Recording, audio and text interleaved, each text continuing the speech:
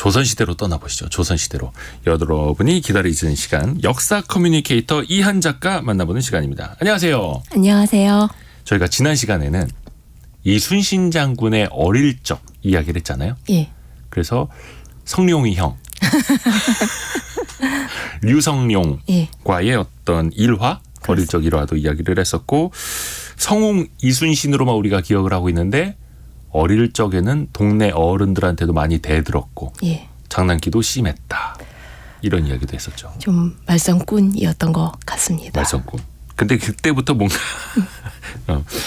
뭔가 좀 보이기는 했던. 근데 오늘은 이제 성웅 이순신, 그리고 이제 전쟁 일대기도 이야기를 나눠볼게요.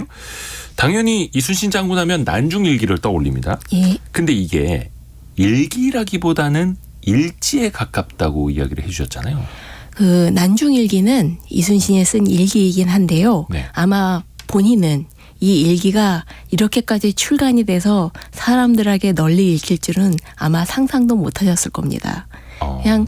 그냥 매일 쓰는 일지였고 굉장히 내용도 간략해요. 그냥 몇 날 며칠 날씨 맑음, 오늘 그 어떤 일이 있었다, 그 정도로만 적었고, 유난히 일지가 길어질 때는 그 싸움이 있었을 때 그걸 자세하게 적는 내용만 있었거든요.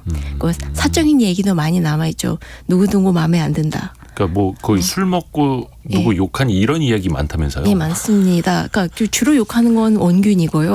그다음에 나라 걱정도 좀 하시고, 네. 그다음에 성룡이 형 이제 꿈속에 나와가지고 걱정된다 뭐 그런 이야기도 쓴 것도 있어요. 거기서 성룡 이제 류성룡. 예, 그냥 사실은 그 일기에서는 영의정이라고 깍듯이 불렀지 그냥 형이라고는 안 불렀습니다. 근데 어릴 적에는 이제 류성룡이 동네 형이었다고. 그랬던 것 같습니다. 얘기했었죠. 이제 일기 중에 이런 내용도 있어요. 꿈속에서 네. 류성룡을 만나서 계속 이야기하다가 이제 막 옷을 벗어가지고 편안하게 앉아가지고 앉았다 누웠다 막 그 얘기를 계속 하다가 마음속에 있는 이야기까지 전부 다 했다. 그런 일기도 하나 남아 있습니다. 그러니까 그렇게 편안하게 얘기했으면은 그때는 형이라고 불렀을지도요. 아하. 근데 모르고요. 근데 이런 일기 혹은 일지를 썼을 때는 글쎄 뭐 속마음을 들여다볼 수는 없겠습니다만, 이순신 장군이 이걸 누구 보여주려고 역사에 남기려고 했을까, 아니면 그냥 혼자? 전혀 아닐 것 걸까요? 같습니다. 굉장히 내밀한 이야기까지도 많이 적거든요. 그러니까 술 마신 이야기, 누구 싫다는 이야기, 그리고 슬퍼하는 이야기도 굉장히 많습니다. 아, 그래요. 예. 근데 이제 본인의 생각과는 다르게 일단은 후대에 이렇게 이제 전해지고 있는 거고요. 예. 확산도 많이 되고 있는 거고요. 그 정조가 이거를 네. 출간하는데 큰 역할을 했습니다. 후대의 왕인 정조가. 정조가요? 예, 이순신을 굉장히 존경했거든요. 예. 그래서 그 일기를 이제 모아가지고 이제 책으로 만들었죠. 아마 이순신이 알았으면 별로 안 좋아했을지도요. 개인의 일기였으니까요. 아, 그래요. 근데 이순신을 좋아한 정조가 예. 나중에 이거 모아서 한번 좀 많은 사람들이 보도록 하자. 예. 그렇군요. 이순신 장군 이야기를 하면은 사실 뭐 명량이라든지 여러 큰 전투 이야기가 나오기는 하는데, 한산도 대첩에서도 큰 승리를 거뒀습니다. 맞습니다. 그런데 승리를 거둔 장군이 파직을 당하는 일이 있지 않습니까? 예. 그 사실 여기에는 여러 가지 이유가 있긴 한데요. 네. 가장 큰 이유는 정치였고, 또 그 당시 조선이라는 정부가 전쟁 중이었지 않습니까? 네. 그래서 조선왕조실록의 선주실록을 보면 그 어떤 실록보다 굉장히 사람들 이야기가 많이 나와 있거든요. 네. 전쟁이다 보니까 온갖 정보, 가짜 정보들이 막 난무를 하고, 그러면 이제 왕과 신하들은 모여서 이걸 계속 의논합니다. 어느 게 진짜일까? 어느 게 거짓일까? 그래서 굉장히 계속 의논을 하는데, 그 중에 하나가 이제 일본의 무장 중에 하나였던 가토 키요마사가 네. 부산에 있어서 공격할 수 있다. 그런 첩보가 들어온 거예요. 네네네. 그러니까 당시 조선 왕과 그다음에 신하들이 이게 맞나 어쩌나 얘기하다가 이거는 믿을만하다고 생각해서 이순신에게 부산에 가서 가토 키요마사를 쳐라라고 했는데, 네. 이순신은 우선 부산에 가긴 갔어요. 사천원 때. 근데 이미 상륙하기도 했거니와 이 판세가 불리하다고 해서, 왜냐하면 부산이 워낙 견고했기 때문에 네. 그래서 정벌이 안 되겠다고 물러났거든요. 그러니까 이제 선조 및 조선 정부에서는 그 이순신이 교만해서 왕명을 그러니까 위의 명령을 거부했다. 그렇게 여겨서 거기까지면 괜찮은데 왜냐하면 이순신은 사실 현장에서 판단한 거였잖아요. 네네. 근데 한 사람이 쟤는 못하지만 나라면 할 수 있어요라고 이빨을 깐 사람이 하나 있습니다. 원균이죠. 원균이 이순신은 안 되지만 나라면 할 수 있어요. 나한테 맡겨주세요라고 하니까 네. 선조가 획 돌아서서 이순신을 용서 못하겠다. 예, 감히 그런 식으로 지금 어명을 어기고 예. 부산 정벌을 하라고 했더니 갔다 오더니 이거 안 되겠는데요? 예. 그게 무슨 말이냐? 그러면 내가 원균을 대신 보내겠다. 이순신 당신은 어디 감옥에 파직이다. 가 있어라. 예. 파직. 예, 파직당해서 그래서 한성으로 압송이 됩니다. 그러니까 압송이라는 게 이제 잡혀갔다는 뜻이잖아요. 그래서 잡혀갔던데 거기 부분은 몇 달 동안 일기가 안 나와 있어요. 조선 난중 일기에 잡혀가 있는 상태여서 일기를 못 썼던. 예. 처음으로 일기를 쓰게 한 게 정유년 4월 1일 처음에 네. 감옥을 나오면서 다시 일기를 쓰기 시작합니다. 네네네. 그동안 이제 잡혀가서 온갖 일들은 다 안 나와 있는데 잡혀갈 때 이제 백성들이 되게 슬퍼했다는 이야기가 있고 실제로도 그랬을 것 같긴 해요. 그래서 어떻게 보면 이것도 거의 한 달 반? 2달 가까이 그러면은. 예, 거의 한 2-3달 가까이 갇혀 있었고요. 네. 그리고 그동안 이순신이 했던 삼도 도동 통제사는 이제 원균이 자기가 가지게 되죠. 근데 그때 원균이 어떻게 부산 정벌에 성공을 했던 거예요? 망했죠. 그게 바로 칠천량 해전이라고 해서 7월 1일 날 부산 쪽 근처에 가다가 무리를 해서 조선 당시 해군에 한 180척 있던 걸 전부 바다에 가라앉히고 이역기를 비롯해서 유명한 조선 무장들이나 숙련병들이 전부 전사하게 되는 조선 해군 수군의 가장 처참한 패배를 겪게 됩니다. 치욕이기도 했고 그게 예. 칠천량 해전. 예. 그 뒷부분에 조금 더 자세히 한번 더 네. 여쭤볼게요. 그래서 어찌됐든 간에 약간 이거는 정치에서 밀리면서 그렇죠. 이순신 장군이 한양으로 압송이 됐고 거의 2-3달 예. 옥고를 치르기도 했었고. 그렇습니다. 근데 다시 어찌됐든 간에 복귀를 하기는 했잖아요. 예. 근데 계속해서 선조의 눈 밖에 난 상황이었다고요. 우선 이 백의종군을 하게 됩니다. 예. 백의종군이란 벌써 이번이 2번째인데 아무 관직 없이 그냥 나라 일 하게 하는 거. 그러니까 이순신 장군이 2번이나 예. 백의종군을 했던 거예요. 처음에는 저쪽 여진족하고 싸우다가 예. 그것도 이일하고 싸우는 바람에 그렇게 된 거였고요. 이 2번째는 왕명을 거슬렀다고 해서 백의종군이 된 거긴 했는데 네네.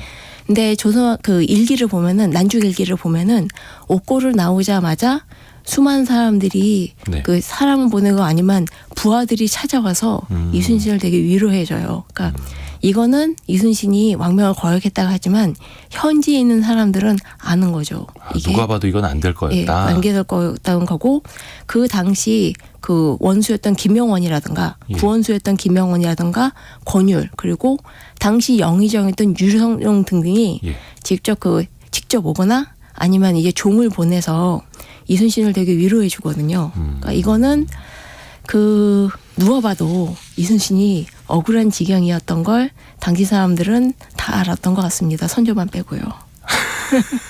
선조만 빼고. 근데 선조가 이순신을 진짜 막 처형까지 하려고 했었다. 당시 조정의 사람들한테 그 당시 가장 가장 미워했던 일본 무장이 가토 키요마사 가등청정이었거든요. 네. 근데 선조가 그때 신하들한테 한 말이 이순신이 설령 가토 키요마사의 목을 베어온다 하더라도 용서하지 않겠다라고 어이구. 할 정도 화를 펄펄펄 냈어요. 그래서 막 죽이겠다라고 했는데 다른 신하들 이원익이라든가 정탁이라든가 권율 등등이 전부 반대하고 나섭니다. 아니 되옵니다. 예. 그리고 다행히 조선은 왕권이 그렇게 강하지가 않아요. 그러니까 왕이 사실 그렇게 이순신처럼 그렇게 나라를 지킨 장군들 대부분 끝이 안 좋았거든요. 동서양을 막론하고 왕한테 의심을 받아서 처형당하기가 많았는데 그러니까 혁혁한 공을 세웠더라도 예. 정치적으로 뭔가 이제 음모에 휘말리거나 이런 예. 식으로 해서 송나라의 악비라든가 명나라의 원숭안이라든가 우리나라 임경업도 그렇게 끝은 안 좋았잖아요. 근데 다행히 이순신은 이제 보호해 준 사람도 많았고 결정적으로 원균이 너무나도 크게 조선 수군을 괴멸시키는 바람에 이제 이걸 수습할 수 있는 사람은 이순신 말고 없다라고 대안이 없었고 예, 그렇게 돌아가는 거지요. 또 주변에 어떻게 보면 이제 인덕도 쌓았기에 그쵸. 가능했던 일이었을 그러니까 쫓겨났는데 부하들이 줄줄이 술을 들고 와서 이순신한테 먹여주면서 다 함께 원균 욕을 해요. 근데 사실 선조를 욕해야 되는데 왕을 욕할 수는 없으니까 원균 욕을 합니다. 그래서 그걸 또 일기에다 다 적어놨어요. 술 먹으면서 원균 욕한 거. 네. 9836님이 이한 작가님 일주일을 기다렸다고. 그 2주 만에 나오신 거 아닙니까? 예, 예. 아, 네. 쩐의 전쟁 재미있게 읽고 있다고. 이거는 최근에 나온 책. 네, 감사합니다. 아, 네. 또 이한 작가님은 또 알아봐 주셔서 고맙습니다. 근데 임진왜란 한복판에서 이순신 장군이 그 뭐랄까 어머님이 돌아가셨었잖아요. 예, 예. 그래서 이때는 거의 3년상을 치르지 않았었던가요? 예, 3년상을 워낙 치른 게 맞습니다. 그러니까 그 사실 이순신의 어머님이 그 당시 80이 넘으셨는데 초기 변씨가 네. 그런데 아산 쪽에서 지내다가 아들이 압송됐다는 소식을 듣고 아산에서 그래서 아들을 만나려고 배를 타고 올라오십니다. 근데 보다가 이제 너무 나이도 드시고 이제 배가 이제 그 멀미가 좀 심해가지고 그러니까 나이도 너무 많으셨기 때문에 여든인 예, 상태에서 배 위에서 돌아가십니다.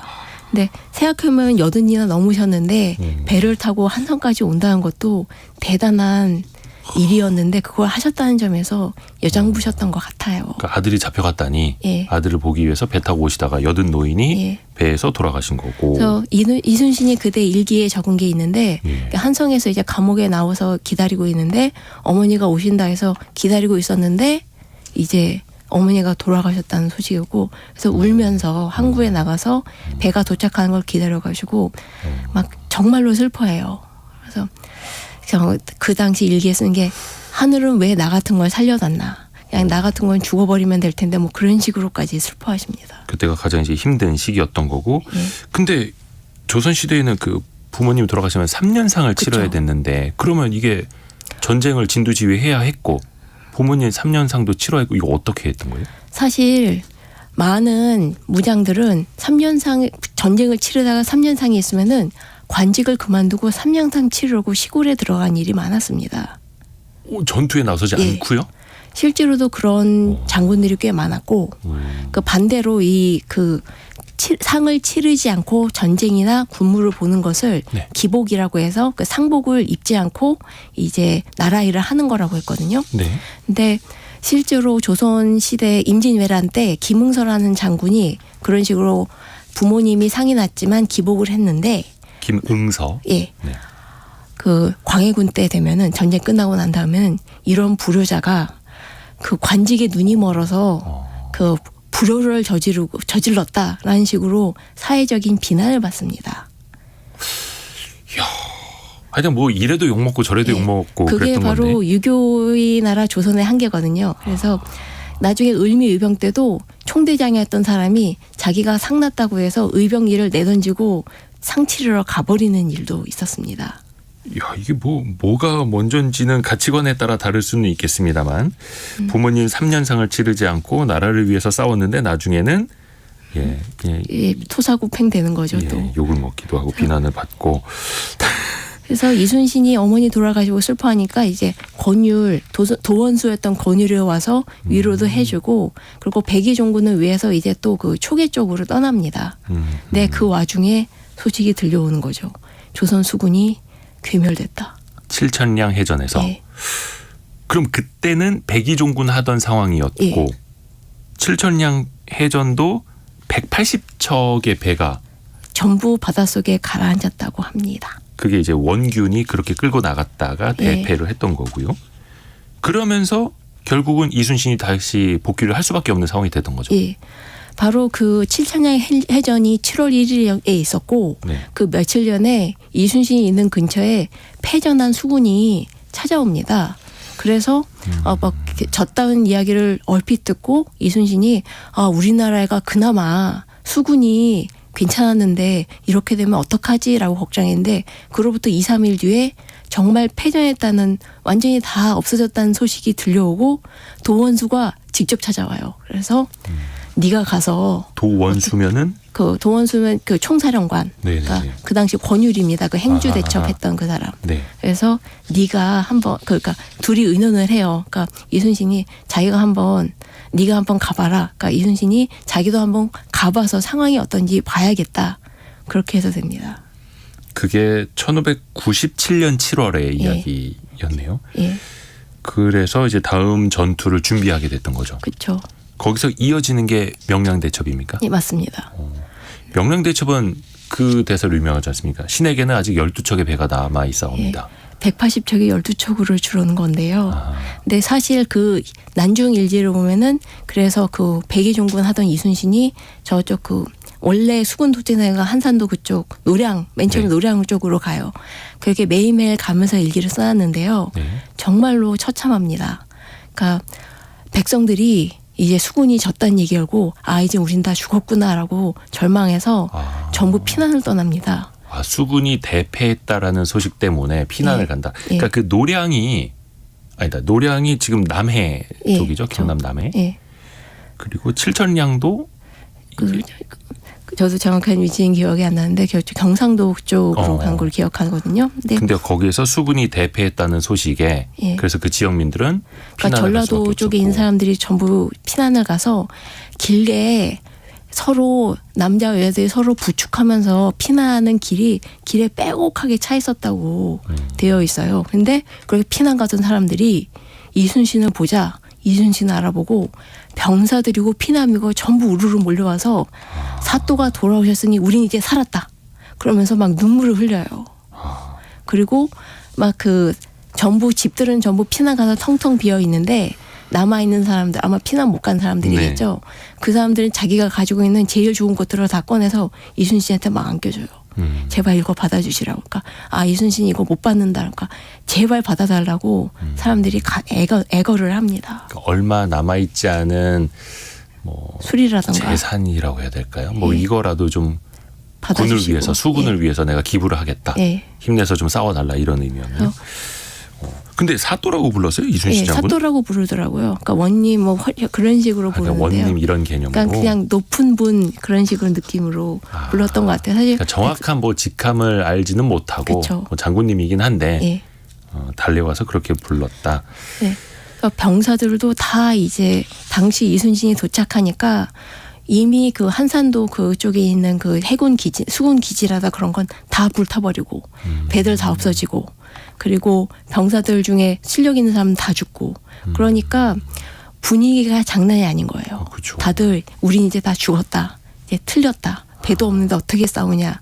그래서 분위기 막 그 영화에 나온 것처럼 이제 외적이 쳐들어오면 우린 다 죽었다라고 헛소문 내면서 속 끌고 도망가는 사람도 있고 병사들 중에서는 계속 난 도망갈래요. 난 못하겠어요. 라고 이순신 앞에서 이제 베베베 빼면서 실제로 못 싸우겠다고 이제 퍼지는 사람들도 되게 많았고요. 그런 와중에서 이순신은 이제 이걸 수습을 해서 다시 싸워야 되는 거예요. 그래서 그 부분 볼 때마다 얼마나 이순신이 본인이 괴로웠을까. 사실 가장 도망가고 싶은 건 이순신 본인이었을 수 있어요. 근데 어찌됐든 간에 수습을 해야 됐고 그쵸. 나라를 지켜야 됐고. 그런 게 책임감이라고 생각하는 게 사실 본인이 열심히 해서 알고 읽어왔던 수군이 전부 다 없어졌는데 이제 다 날려먹고 나서 야 네가 어떻게 해봐라. 3388님이 아까 저희가 칠천량 해전 이야기를 했는데 3388님이 거제에 칠천도라는 섬이 있다고 해 주셨고요. 그리고 아까 거제랑 뭐 칠천도 사이에 있다라는 또 이야기도 많은 분들이 올려주고 계십니다. 근데 이제 저는 궁금한 게 노량도 그 남해 지역에 있고 예. 근데 이 지도상으로 보면은 큰 섬 사이에 있는 좁은 해협이고 한데 어떻게 거기까지 알고 다 쫓아와서 거기에서 해전이 벌어졌을까 신기하기도 하고요. 굉장히 해도가 예. 자세하고요. 또 해도. 이제 그 지도 같은 것이 우리가 생각하는 것 이상은 굉장히 정확하게 그리고 해류라든가 바람 그런 것도 전부 철저하게 계산하지 않으면 다닐 수 없는 게 그 당시 배는 인력으로 움직였습니다. 바람도 있긴 하지만 노를 저어야 되잖아요. 네. 그래서 조금만 잘못 생각하면 해류를 거슬러서 노를 젓는다거나 아니면 무리해서 노를 젓으면 수부들이 지쳐요. 그래서 아주 정확하게 계산하고 움직이지 않으면 필전필패입니다. 아, 그래서 왜군이 어떤 길로 어떻게 오게 된다라는 것도 알 수 있었던 거고요. 그렇죠. 또 이순신으로서는 되게 어떻게 보면 그 옛날에 현대전을 했던 분이기 때문에 현대전. 예, 그 질이라든가 예. 그 해류라든가 그런 거를 잘 파악하고 항상 가장 유리한 지점에서 지나가서 싸우는 게 이순신의 특기였습니다. 그러니까 그렇죠. 지는 싸움을 하지 않아요. 항상 이기는 싸움을 하는 편이었습니다. 그래서 아까 그 선조가 부산 정벌을 명령했을 때도 이거는 지는 싸움이다. 예. 그래서 안 했던 거고 그렇습니다. 이겨놓고 싸운다. 그리고 아까도 제가 잠깐 말씀드렸는데 신에게는 아직 12척의 배가 남아 있습니다. 예. 이게 명대사인데 그렇죠.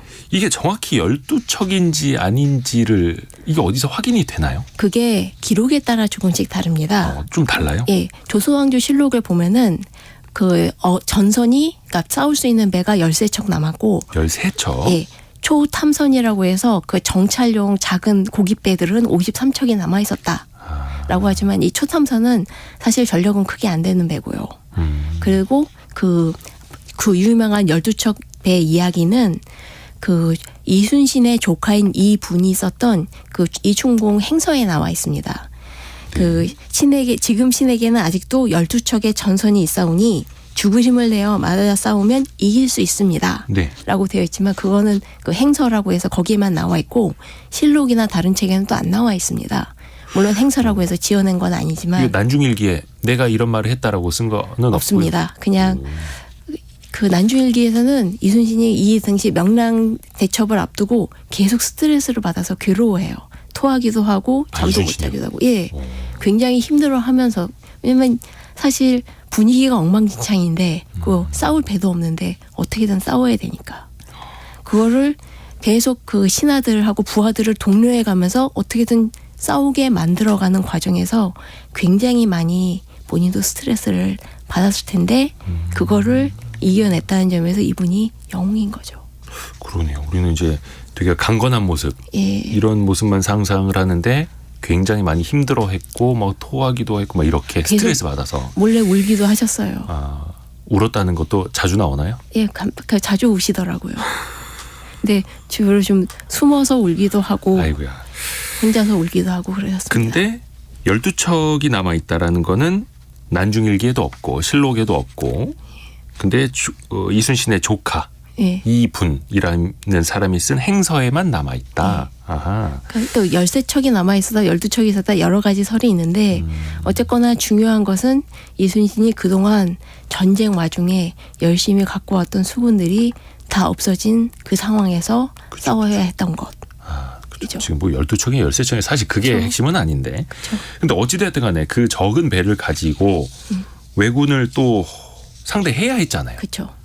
그러면 뭐 장군이야 당연히 뭐 그럴 수는 있겠습니다만 장군을 따르는 부하들도 이렇게 판세가 불리한 상황에서 목숨을 내걸고 나가서 싸워야 하는데 물론 그러니까 이순신이 리더십이 강력했다라고 볼 수 있을 텐데 그게 어디 쉬웠을까요?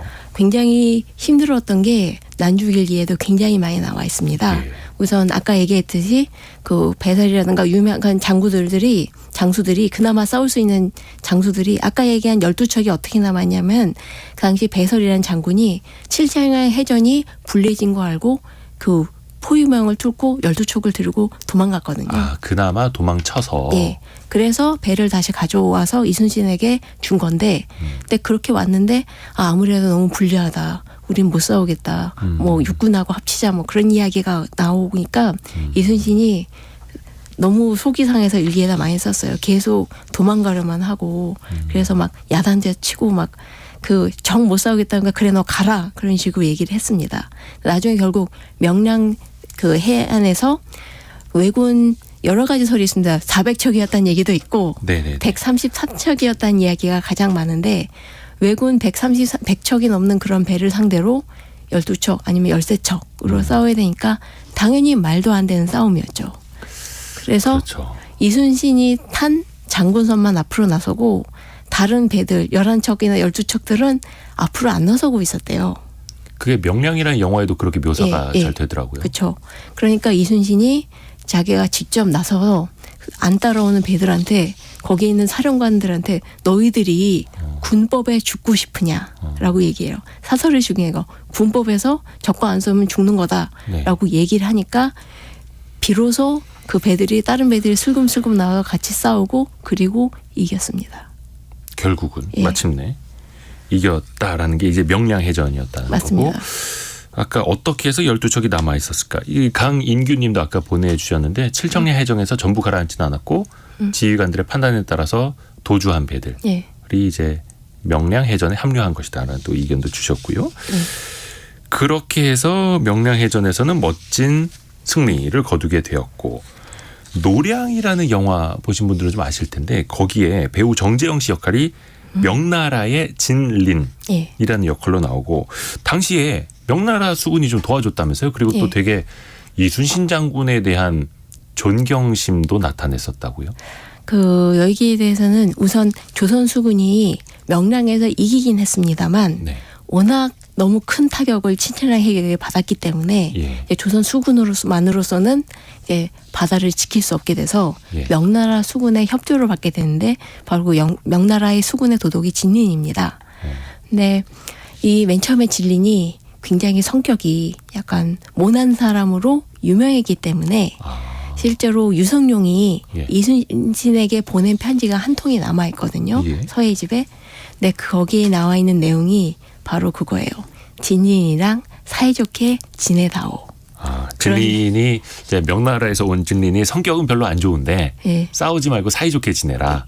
왜냐하면 이제 계통이 그동안 조선 수군만 싸우는데 명나라와 조선 그 두 계통이 생기니까 당연히 알력이 생길 수밖에 없는 상황이었기 그렇죠. 때문에 그것도 전투를 같이 치러야 되는 상황이라면. 그래서 이순신이 진린을 되게 깍듯하게 잘 대해줘서 진린이 이순신을 되게 좋아했다 뭐 그런 식으로 알려져 있습니다. 실제로 그 조선하고 명나라하고 싸운 일은 없었으니까요.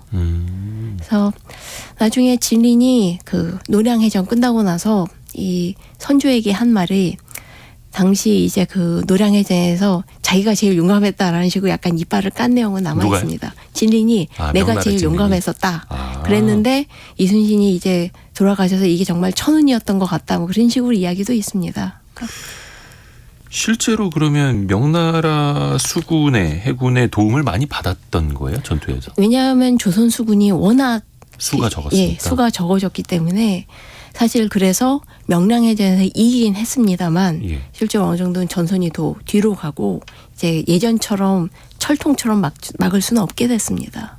근데 그 명나라 수군이 실제 앞에 나서서 전투를 해준 건 아니고 그 뒤에 병풍처럼 뒤만 깔아줬다는 얘기도 있던데요. 그거는 또 이제 좀 더 자세히 얘기해 봐야 되는데요. 예. 그렇다고 해도 실력이 없었던 건 아니고요. 아. 실제로 명나라 사람들에서 전사한 사람들도 되고요. 그래요.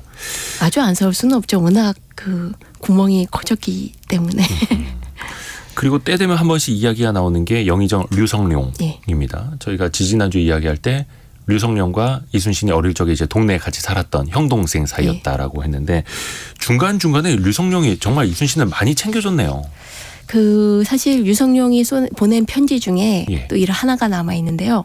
유성룡의 사형인 사람이 김성일이라고 해서 그 여러 가지 유명한 사람인데 이 사람이 나중에 경상도 쪽에서 의병을 이끕니다. 예. 그래서 그러다가 과로사해서 이분이 돌아가시는 바람에 또 이제 진주성이 무너졌다 뭐 그런 얘기도 있어요. 네. 근데 그 사형에게 보낸 편지가 바로 이순신에 대한 내용이 있습니다.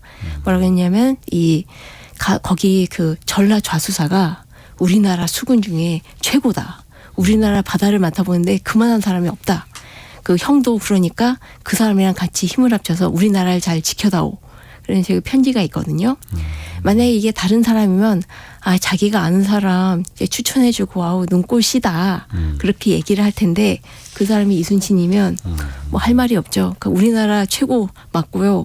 우리나라 바다를 책임질 사람 맞으니까 이거는 그냥 사실을 인정해주는 그런 편지였다고 하는데 되게 그 뭐라고 해야 되나 재미있어요. 그러니까 걔가 최고예요. 걔랑 같이 해보세요. 그래요. 얘기해주는. 근데 영화에서도 그렇고 드라마에서도 많이 묘사된 거 보면 일본에서도 이순신 이름 석자가 굉장히 이제 공포의 대상이었고 명나라에도 많이 알려졌었고 뭐 조선에는 당연하고 그 정도로 뭔가 이 명랑대첩 전에도 유명했던 거예요. 그렇죠.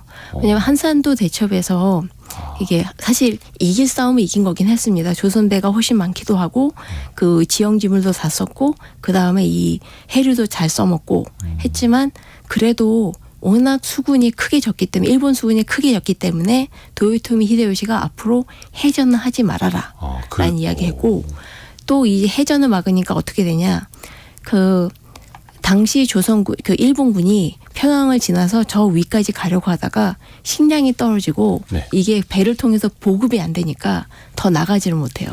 전선이 고착이 됩니다. 그렇죠. 그렇기 때문에 조선 수군의 역할이 막대했던 건데 그게 이렇게 크게 졌으니 그걸 또 수습하는 것도 보통 일이 아니었죠. 아하.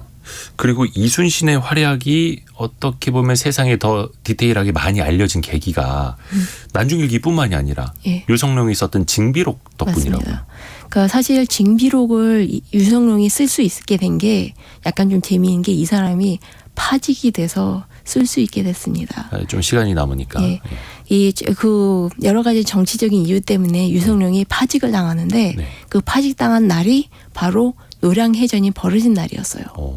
즉 그 정치적 후원자였던 유성룡이 죽음과 동시에 이순신도 전사했습니다. 아, 비슷한 시기에. 예. 그래서 유성룡은 이후에 완전히 은퇴해서 자기의 고향이 바로 안동 하회마을입니다. 그러니까 류성룡이 죽었다는 건 아니고 이제 예. 그 파직당한 거. 예, 파직당해서 그 류성룡의 파직과 이순신의 죽음이 거의 비슷한 시기였다. 네네. 그리고 이제 하회마을의 시골에 내려가서 네. 이제 시간이 많이 남으니까 전쟁 회고록을 쓰는 게 이게 징비록입니다. 아하, 그러니까 시간이 많이 남으니까 책도 쓸 수 있었고 책이 남으니까 기록이 될 수 있었고 그렇죠. 이 징비록은 그 조선 내에는 물론이거니와 일본으로까지 건너가서 읽힙니다.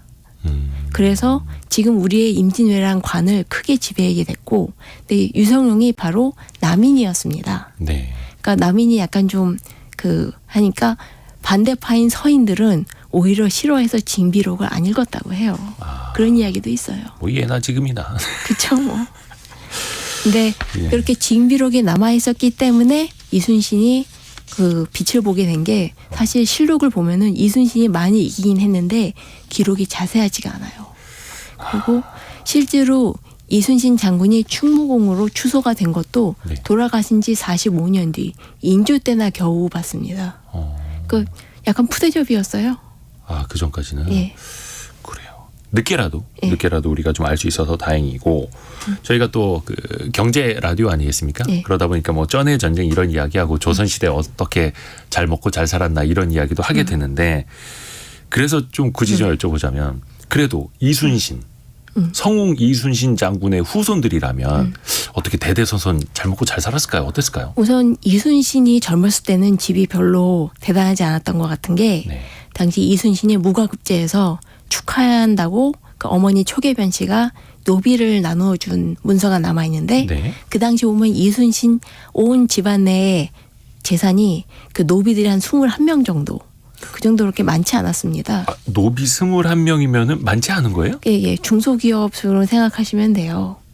근데 왜냐면 그 당시 정말 유명한 해남 윤씨 가문 같은 경우는 노비가 한 500명 넘고 심지어 10,000명 넘었다는 사람도 있거든요.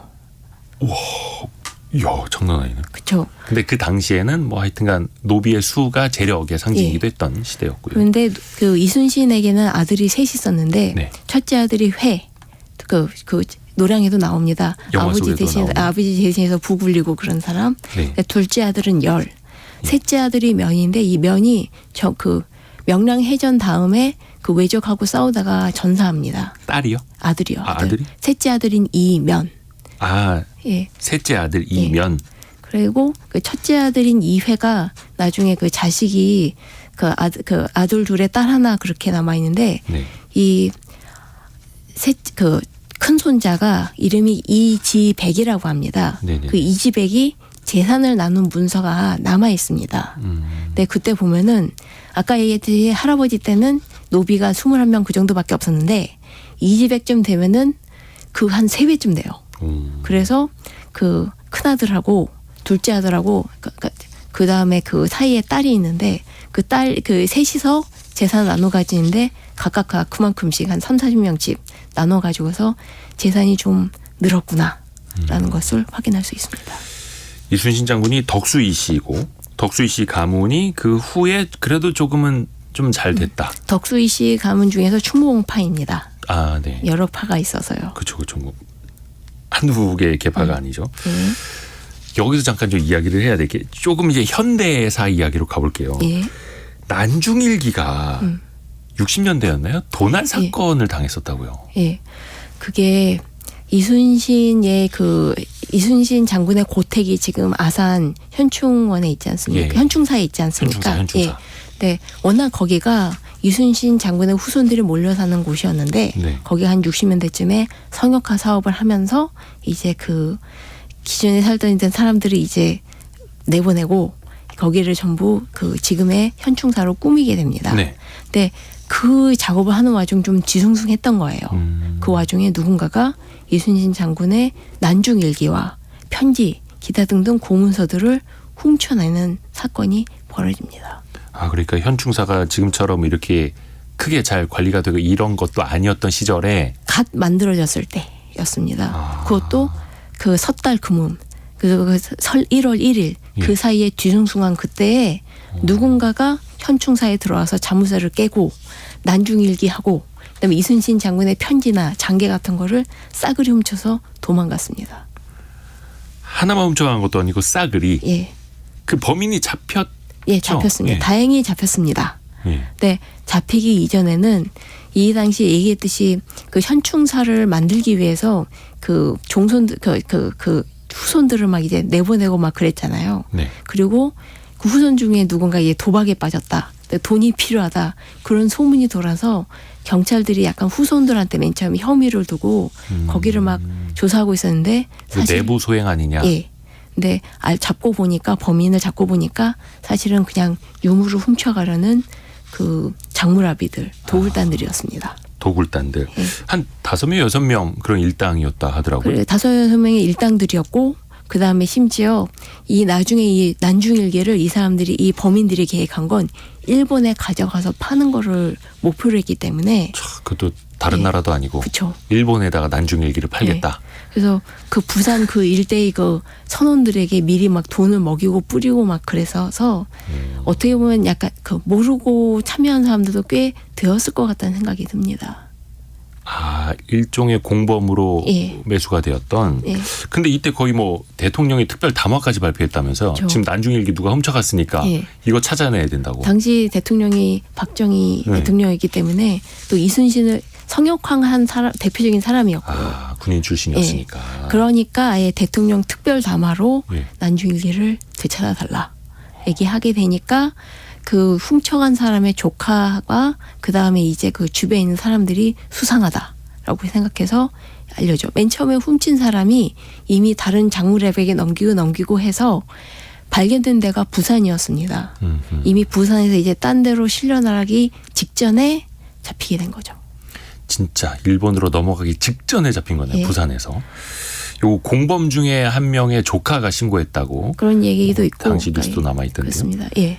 근데 이거 혹시 얼마에 팔려고 했답니까? 난중일기를. 그 막 헛소문에 따르면은 이제 난중일지 한 장당 뭐 10만 원씩 받겠다. 그 당시 한 장? 예. 한 장당 막 그렇게 얘기했다는데 뭐 3천만 원에 뭐 팔겠다. 문방구에서 복사하는 것도 예. 한 장당 10만 원? 이제 뭐 3천만 원에 팔겠다. 1억에 팔겠다. 뭐 얘기가 있겠는데 실제로는 팔리지 않았으니까 어떻게 될 수 그냥 그들의 없는데. 계획, 생각. 근데 넘어갔다면 어떻게 될지 모르고요. 그렇죠. 실제로 편지는 또 한 그중에 3통인가 중간에 또 다른 그 일당들이 몰래 중간에 또 빼돌려서 나중에 뭐 타기 직전에 겨우 찾고 그랬습니다.